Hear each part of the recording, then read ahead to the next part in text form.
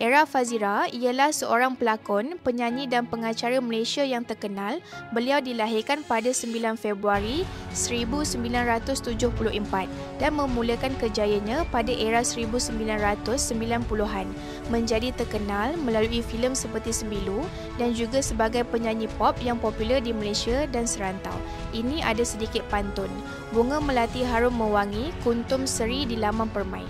Hari bahagia makin menghampiri, dua hati bersatu damai.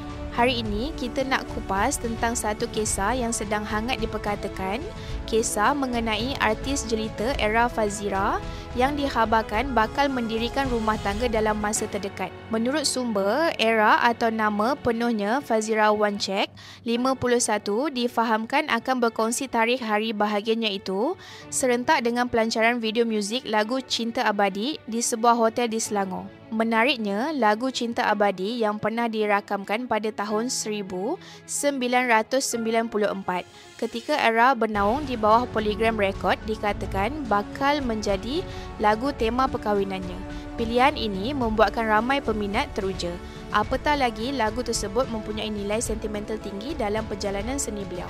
Setakat ini, era belum mengesahkan apa-apa secara rasmi, namun sumber terdekat mendakwa pengumuman penting bakal dibuat dalam masa terdekat sekaligus mencetuskan pelbagai tanda tanya dan rasa teruja dalam kalangan peminat yang sudah lama menantikan perkembangan hubungan Era dan Ezwan.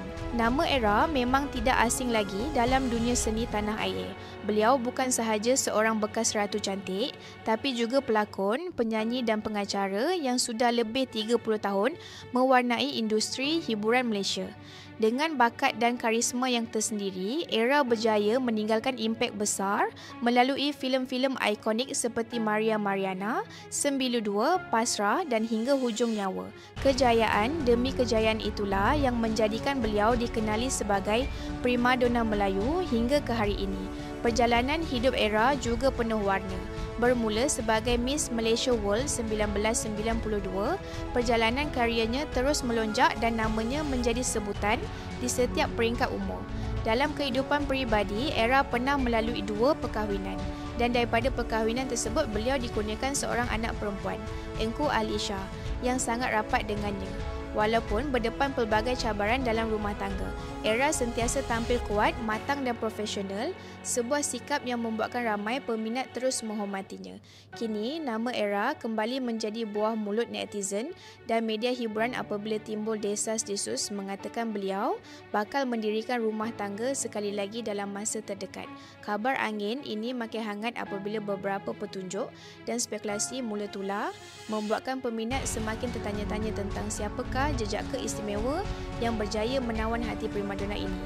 Walaupun tiada pengesahan rasmi daripada Era sendiri, ramai yang percaya bahawa beliau sedang melalui fasa bahagia dalam hidupnya dan pastinya seluruh peminat setia ingin melihat Era menemui kebahagiaan yang benar-benar tulus. Apapun perkembangan yang bakal diumumkan, kita semua hanya mampu berharap agar segala urusan dan perjalanan Era selepas ini dipermudahkan.